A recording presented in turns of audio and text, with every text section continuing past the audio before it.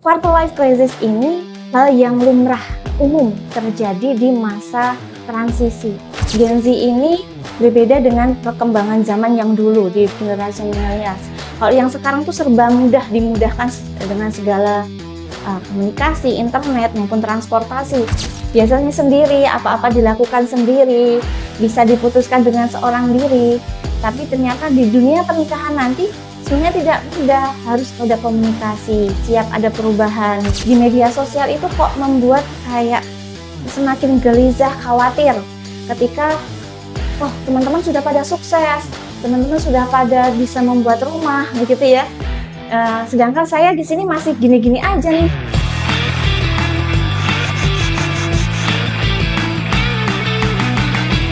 Assalamualaikum warahmatullahi wabarakatuh. Selamat datang kembali di podcast Simau Talk Himati Aksilan Kolaborasi, di mana setelah kita vakum dari beberapa bulan, kita kembali lagi dengan pembahasan yang pastinya akan lebih menarik lagi. Pada kesempatan kali ini kita akan membahas terkait dengan hal yang sedang hangat di tahun ini, yaitu terkait dengan Gen Z. Nah, kita bakal membahas terkait dengan apa itu Gen Z, bagaimana keadaan Gen Z saat ini, dan itu sebenarnya saya sendiri karena saya juga sebagai generasi Gen Z.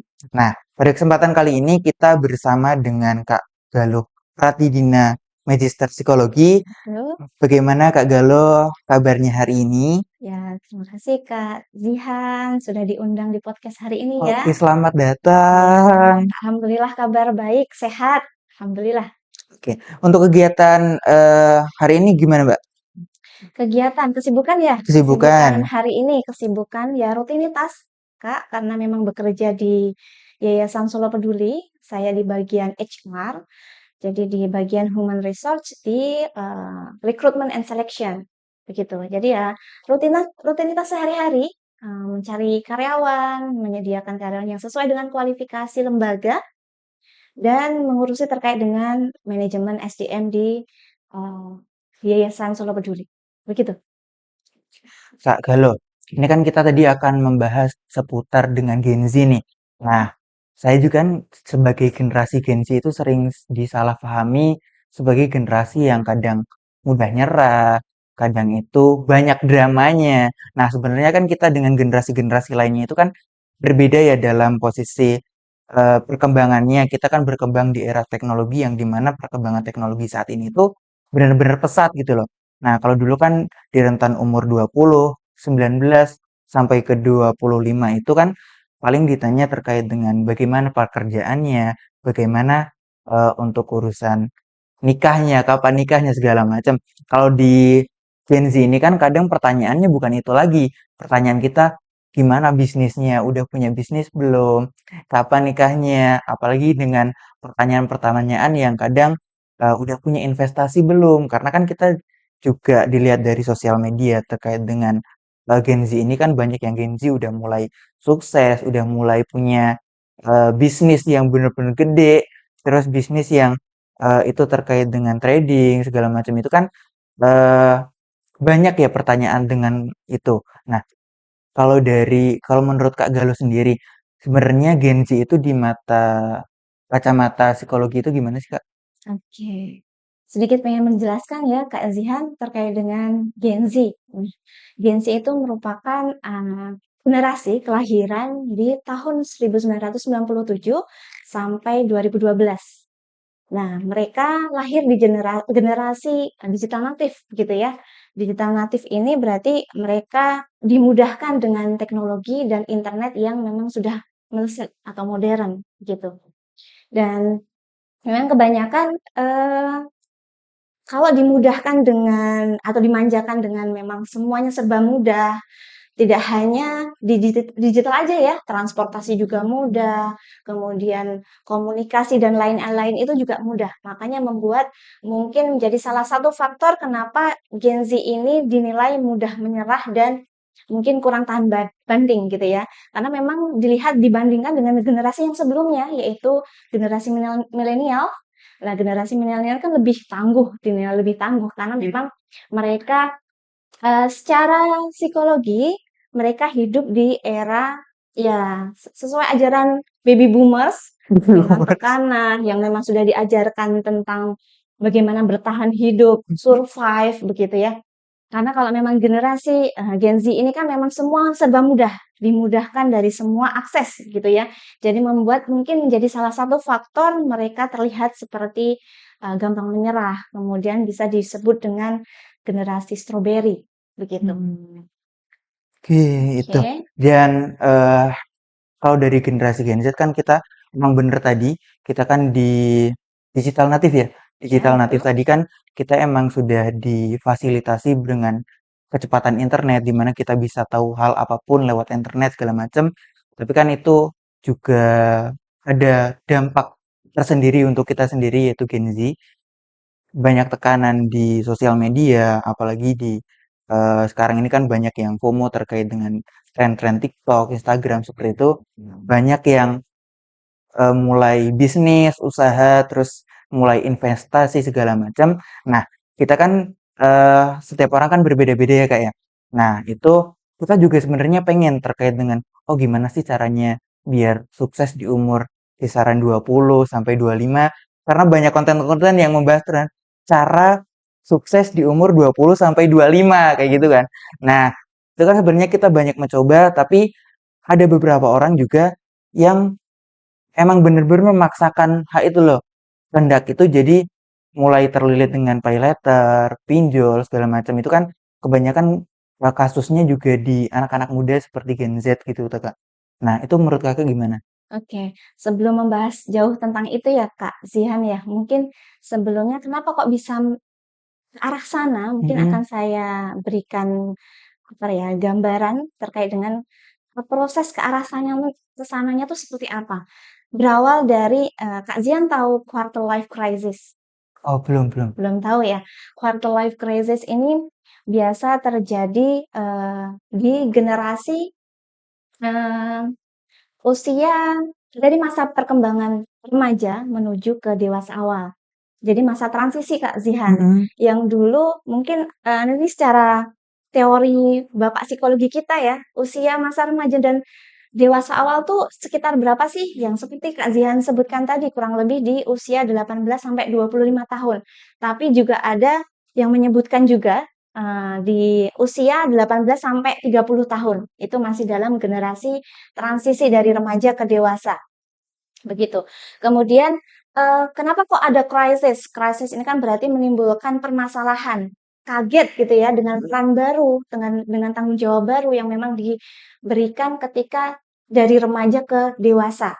Pasti kan di usia remaja pada masanya itu ketika Zihan masih muda, masih masa-masa sekolah, yang difikirkan hanya apa? Belajar, gitu Belajar. ya. Belajar, menuntut ilmu, kemudian nilai bagus, Nah, dapat apresiasi, mungkin hadiah, reward dari orang tua, nah, atau mungkin dari guru dan lain-lain. Ya, mereka hanya bekerja atau mungkin belajar dan belajar, begitu. Dan mereka sekarang menghadapi di era yang mungkin dewasa awal kan menunjukkan atau memberi peran lebih ke teman-teman yang Gen Z ini kan sudah di tahun 2025, masanya Gen Z ini mengalami quarter life crisis. Quarter life crisis ini sebenarnya tidak hanya Gen Z yang mengalami sih Kak Zihan, tapi juga generasi millennials pun juga pernah mengalami itu. Karena memang quarter life crisis ini hal yang lumrah umum terjadi di masa transisi. Baik itu Kak Zihan di Gen Z maupun saya di generasi millennials pun pada zaman itu pun juga mengalami quarter life crisis. Begitu. Jadi mungkin di baby boomers di ibu kita dulu juga mengalami itu, tapi memang itu memang yang harus diyakini itu adalah hal yang normal dan lumrah. Wajar saja terjadi di usia kita. Jadi ya kita jalani saja memang itu adalah fase kehidupan kita ketika remaja. Remaja menuju ke dewasa, begitu Kak Zihan. jadi quarter life crisis tadi itu juga sebenarnya nggak hanya dialami oleh Gen Z sendiri. Betul, Oh, berarti generasi-generasi sebelumnya juga mengalami hal itu, karena betul. itu juga transisi dari masa Remaja remaja menuju ke ke dewasa. dewasa. Kok kenapa kok di sini banyak pertanyaan yang memang kenapa kok generasi Z atau Gen Z ini sangat rentan ya terkait dengan quarter life crisis karena memang Gen Z ini berbeda dengan perkembangan zaman yang dulu di generasi milenials. Kalau yang sekarang tuh serba mudah, dimudahkan dengan segala komunikasi, internet maupun transportasi yang memang membuat Gen Z ini seperti dapat mengakses seluruh ini ya, dari media sosial gitu ya Kak Zihan ya. Dari media sosial kemudian seperti yang Kak Zihan tadi sampaikan, di media sosial itu kok membuat kayak semakin gelisah, khawatir ketika, oh teman-teman sudah pada sukses, teman-teman sudah pada bisa membuat rumah, begitu ya. Sedangkan saya di sini masih gini-gini aja nih, nah kayak gitu. Jadi memang itu lumrah terjadi sih di usia sekian, begitu. Kemudian terkait dengan tadi yang Kak Zihan sampaikan, quarter life crisis, Kak Zihan sudah tahu ya. Kemudian mungkin ada tanda-tanda yang memang dialami di quarter life crisis Kak Zihan. Mungkin Kak Zihan bisa nanti, oh apakah saya mengalami itu? Nah, Tidak, betul begitu. betul. Mungkin bisa saya sebutkan yang pertama, Kak Zihan, apakah ini ya masih mempertanyakan tujuan hidup ke depan? Masa depan saya mau masih Masih, begitu? masih seperti Oke. itu. Oke, tujuan ke depannya saya setelah ini Kak Zihan kuliah ya? Masih kuliah. Kuliah, kemudian setelah lulus kuliah pengen jadi apa? Bingung? Masih bingung. Masih bingung. Berarti ini masih masuk nih tanda-tanda di quarter life crisis. Yang kedua, terkait dengan tujuan tadi tujuan hidup ya, kemudian terkait dengan em, kebingungan mungkin karir, gitu Karir. ya, karir, kemudian kegelisahan, kekhawatiran ketika yang lain sukses, Kak Zihan belum. Nah, Belum. begitu. Kemudian terkait dengan mungkin pengen mencapai sesuatu yang sudah misalkan Zihan sudah memiliki pencapaian, tapi ternyata kok merasa kurang bahagia gitu. Jadi kayak saya sudah mencapai sesuatu ini ya, pencapaian yang memang dirasa orang lain tuh sudah cukup, tapi ternyata saya masih masih kurang aja sih. Nah, seperti itu juga bisa Kak Zihan. Dan mungkin ada banyak faktor lain selain di tadi ya, pokoknya terkait dengan kekecewaan, kegelisahan, kekhawatiran itu yang memang sebagai tanda-tanda quarter life crisis ini. Gitu. Oke. Berarti kan ciri-ciri masuk ke quarter life crisis tadi kan bimbang terkait dengan tujuan hidupnya, terus Betul. juga sama apa tadi, Mbak? Mungkin keinginan Mary gitu, Mary tahu Oh, ya, keinginan ingin iri. sukses, iri Iri. dengan eee, kesuksesan orang lain, kayak gitu. Oke. Kalau itu kan sebenarnya saya juga mengalami terkait dengan itu. Nah, menurut Kak Galuh sendiri itu sebenarnya permasalahan itu tuh perlu ada pendampingan profesionalnya nggak sih, Mbak? Oke. Kak, mohon maaf masih Betul ini. masih Kalau itu kasihan, oke. Perlu pendampingan profesional atau tidak? Sebenarnya, tergantung ke tingkat keparahan ya. Karena memang quarter life crisis ini bukan merupakan ini Kak, mengganggu kesehatan mental atau tidak, tergantung bagaimana menyikapi. Misalkan Kak Zian memang sekarang pada fase quarter life crisis, tapi ternyata Kak Zian bisa mencari jalan keluar, gitu. Jadi bisa apa ya, bisa me-manage diri, aware dengan jenengan, bagaimana nanti ke depannya, saya sudah punya planning, kemudian, bisa jenengan selesaikan dengan diri jenengan sendiri atau mungkin bisa dibantu dengan orang lain. Tapi kalau memang membuat itu semakin down, semakin depresi, atau semakin, mungkin tak tertolong jenengan tidak tertarik. selesaikan begitu ya, itu bisa saja dengan bantuan profesional, Kak. Atau mungkin sebelum ke profesional jenengan bisa, sharing dulu dengan teman, atau dengan keluarga, atau dengan lingkungan sekitar yang memang jenengan percayakan untuk bisa diajak diskusi, begitu. Nah, kalau dari saya pribadi kan sering mencari jawaban sendiri dulu. Jadi kayak saya jarang cerita ke teman-teman atau ke Oke, orang relasi lain ya. kayak gitu kan terkait dengan apa sih tujuan saya, apa sih yang membuat saya iri. Kadang saya iri juga sama teman-teman. Sebenarnya saya itu punya kelebihan tersendiri di bidang ini, tapi kalau teman-teman bisa ini, kok saya nggak bisa? Padahal kan kita kan juga beda-beda ya Iya iya, untuk betul. apa ya kemampuannya tersendiri. Tapi kan masih karena tekanan dari sosial media, dari teman-teman semuanya yang kalau kita lihat itu kok bisa ya, kok bisa ya, kok bisa eh, ini tuh kok bisa ini, kok saya enggak segala macam kan itu ternyata setelah berjalannya waktu sekarang ini kan saya lebih fokus sama diri saya sendiri. Oh, ternyata temen itu kalau bisa punya kemampuannya sendiri-sendiri. Jadi ya udahlah, sekarang mulai udah mengurangi terkait dengan irinya. Sebenarnya kan iri terkait dengan kesuksesan menurut saya oke-oke aja gitu kan. Nah, lanjut ke apa ya? Selanjutnya itu kan terkait dengan kita kan di umur 19, 20, selanjutnya sampai ke 25 kan mulai ada pertanyaan terkait dengan pernikahan. Betul. Apalagi dari tetangga, orang tua segala macam kan juga ada pertanyaan seperti itu. Apalagi di masa-masa menuju dewasa itu kan kita mulai tertarik dengan lawan jenis segala macam. Banyak yang eh, melampiaskan, oh misal kuliah nih, misal kuliah kita kan sudah misal di akhir akhir periode seperti saya ini tinggal skripsian ternyata skripnya stuck aja apa saya nikah aja yang mungkin ada jalannya kayak gitu. Nah, pemikiran-pemikiran kayak gitu tuh gimana sih Mbak? Oke, pemikiran kayak ini ya, menikah adalah jalan ninjaku gitu ya. Nah, iya betul. Ketika menghadapi suatu tantangan di mungkin perkuliahan saat itu, gitu ya. Mm, Sebenarnya itu kalau dirasa itu salah nggih, memang mungkin kurang tepat gitu ya, menikah menjadi jalan ninja, Kak, atau mungkin jalan keluar atau pelarian ketika jenengan menghadapi permasalahan di eee, permasalahan hidup seperti ini, apalagi masih kuliah begitu ya. Kan harapannya kalau kuliah itu ya kalau menikah itu ya sudah matang secara persiapan mentalnya. Jadi tidak melulu dengan mendengarkan, mungkin pertanyaan orang, pertanyaan keluarga, atau orang-orang yang memang mengganggu konsentrasi jenengan ketika sedang menjalani perkuliahan.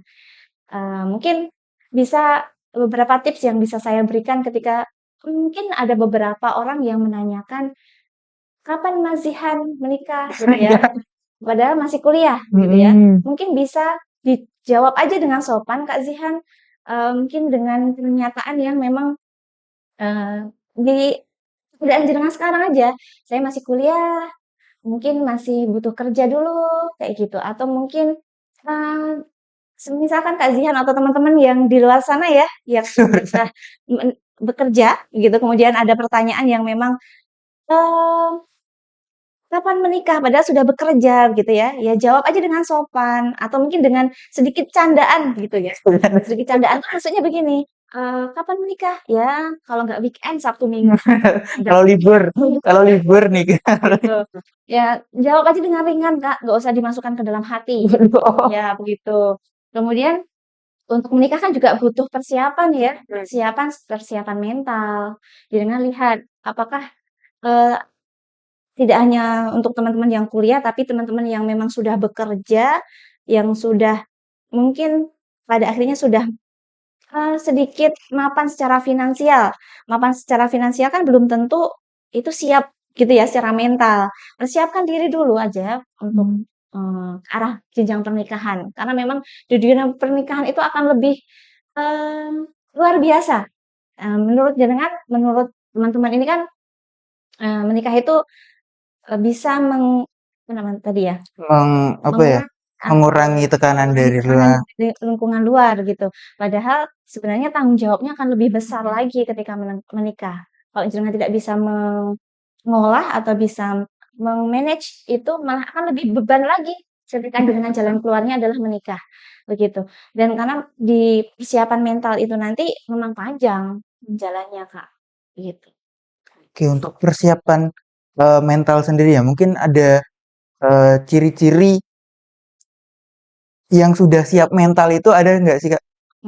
Siap mental ya, berarti ya memang harus, menabung atau mencari ilmu dulu, Kak, Mm-mm. di dunia pernikahan.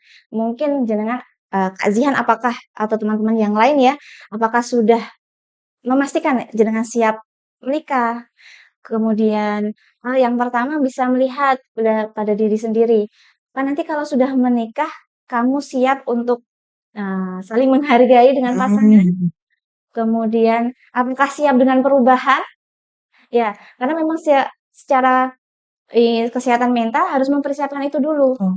Kesiapan perubahan ya, harus siap dengan adanya perubahan. Misalkan biasanya kita sendiri, biasanya sendiri, apa-apa dilakukan sendiri, bisa diputuskan dengan seorang diri.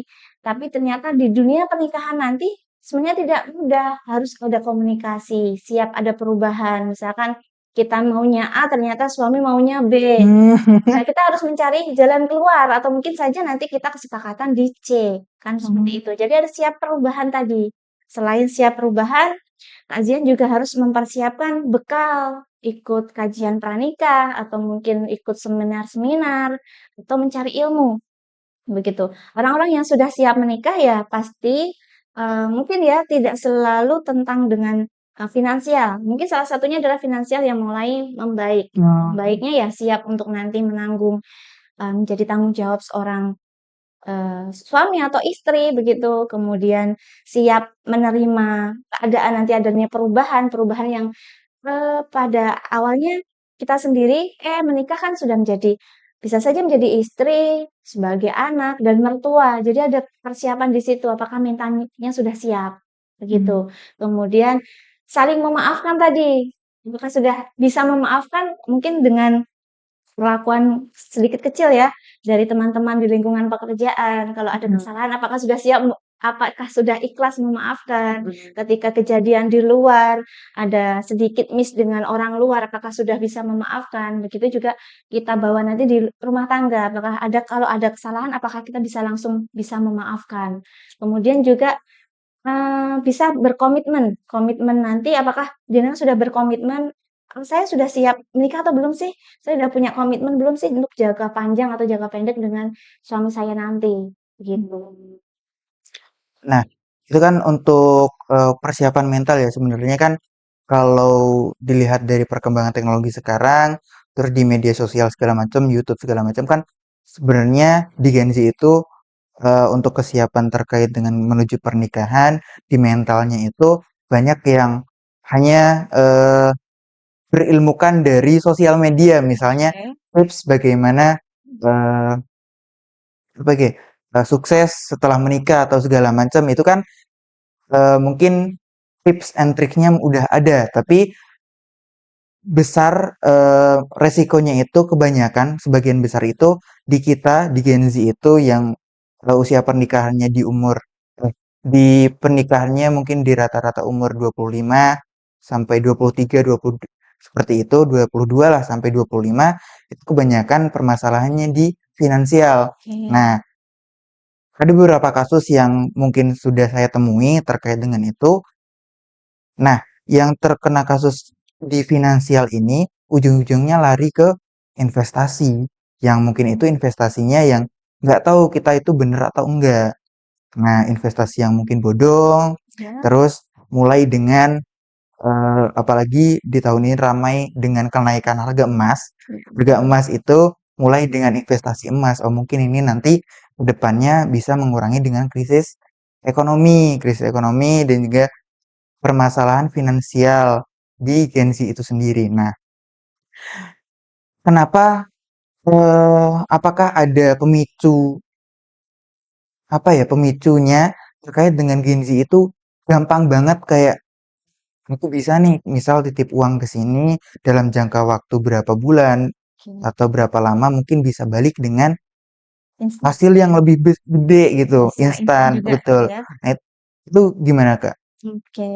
Berarti terkait dengan ini ya, investasi instan yang bisa membuat uang itu cepat kita dapatkan Mhm. gitu ya, bisa dari dengan pinjol kayak gitu ya, Mhm. atau mungkin investasi bodong atau mungkin, bisnis-bisnis yang memang, dilarang gitu ya Mhm. Kak Zihan ya.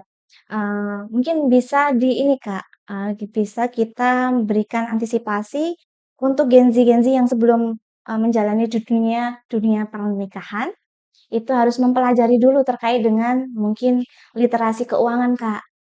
Nah, literasi keuangan itu ya terkait dengan bagaimana memanage uang ketika teman-teman itu sudah bekerja atau mungkin sedang kuliah dan disambi dengan bekerja, kemudian sudah berumah tangga, itu ya harus pintar-pintar memanage keuangan.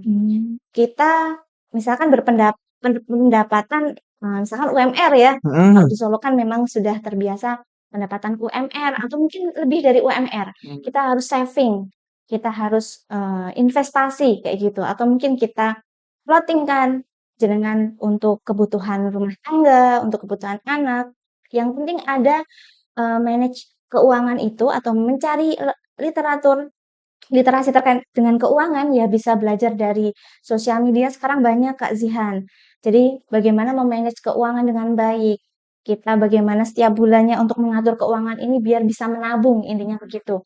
Bisa dari sosial media, campaign-campaign kan banyak Kak. Atau mungkin ikut workshop, belajari tentang literasi keuangan saja dulu gitu ya. Yang kedua, kenapa teman-teman itu kok terjerat pinjol?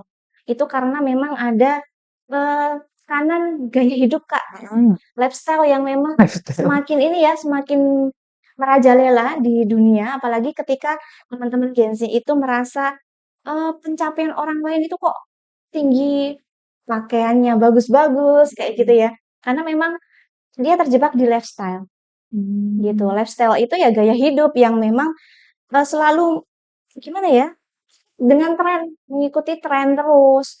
Kemudian ada teman yang membeli barang-barang branded, mereka ikut kayak gitu. Jadi lifestyle yang memang sehari harusnya kita bisa masak gitu ya untuk kemenuhan kebutuhan sehari-hari untuk perempuan-perempuan ini yang misal muslimah-muslimah yang memang sudah jadi ibu rumah tangga, daripada kita beli jajan, mending kita masak. Walaupun rasanya kurang enak, kita berlatih terus gitu. Dirasa masakannya masih kurang asin, kurang manis kayak gitu, masih kurang enak, kita belajar aja terus sampai kita bisa. Nah, terbiasa, bisa karena terbiasa. Itu contohnya. Kalau lifestyle tidak terus jajan terus, harus nongkrong di kafe. Kan anak muda zaman sekarang kan nongkrong Nongkrong, untuk pemenuhan kebutuhan yang harus piknik healing, gitu ya. kita perlu healing juga. Karena memang healing itu salah satu mungkin untuk reda stres Nah, ketika betul betul. bekerja atau di kehidupan rumah tangga kayak gitu. Kalau memang healing dilakukan sebulan sekali nggak apa-apa, tapi kalau Setiap hari, tiap pekan, weekend, kemudian healing terus healing. itu kan juga akan memakan banyak dana kan Nah, begitu. Kemudian tadi selain dua tadi lifestyle dan yang pertama tadi ya, yang ketiga mungkin ini Kak, adanya FOMO, tahu FOMO? FOMO, FOMO dan YOLO Kak. FOMO itu fear of missing out, kalau YOLO itu you only live once, tahu ya? Kalau FOMO YOLO itu mereka terbiasa tren anak muda zaman sekarang itu kena terpapar itu virus FOMO dan YOLO. FOMO. FOMO dan YOLO itu kalau FOMO itu kan merasa takut tertinggal tren teman-teman zaman sekarang. Kalau sudah berumah tangga, oh temennya beli jam begitu ya, beli jam tangan bagus, saya juga akan menyaingi beli yang lebih bagus lagi. Kemudian beli apa motor yang lebih bagus, juga akan kredit lagi gitu ya.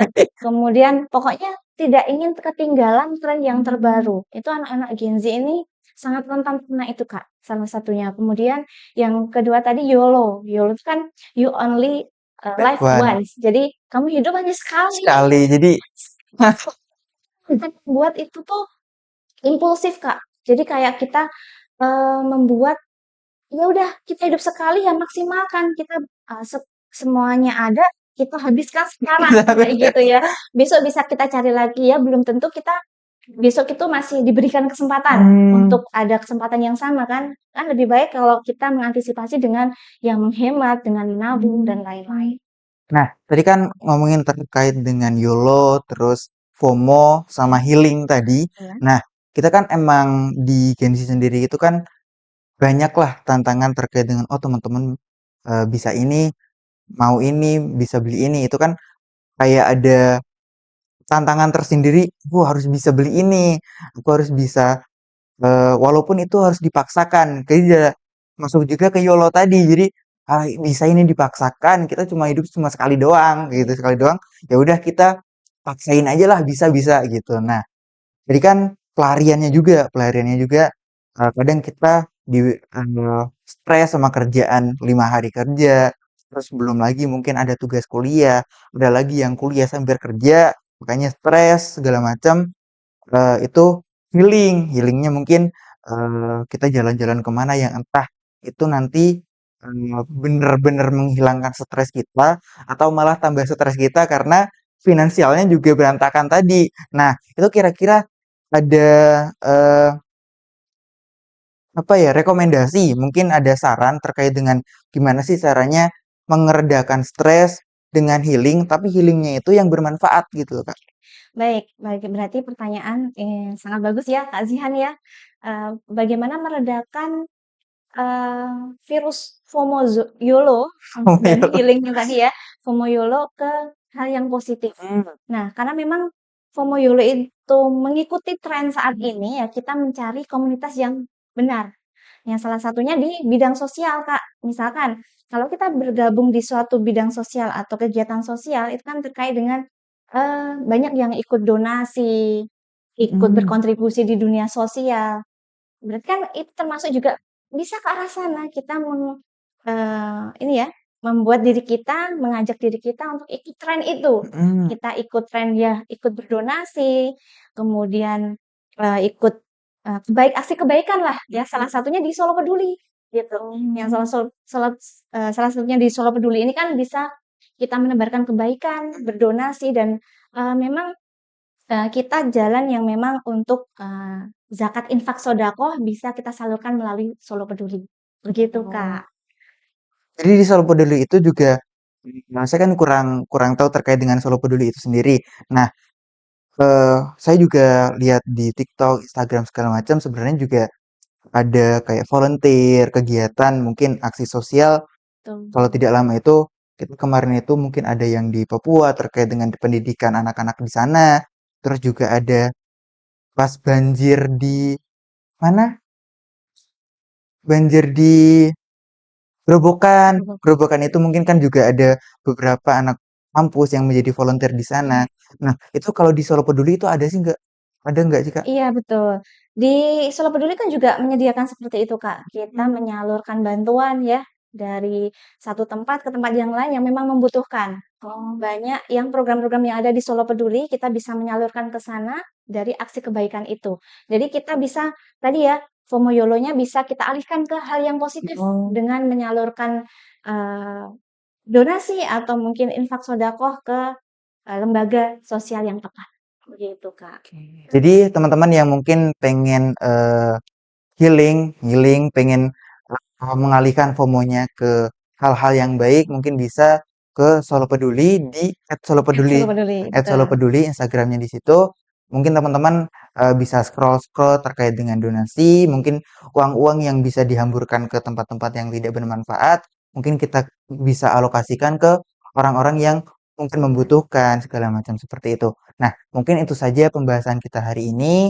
Terima kasih buat teman-teman yang udah nonton sampai selesai dan sampai jumpa di episode selanjutnya. Saya Zihan Taufik pamit undur diri. Wassalamualaikum warahmatullahi wabarakatuh.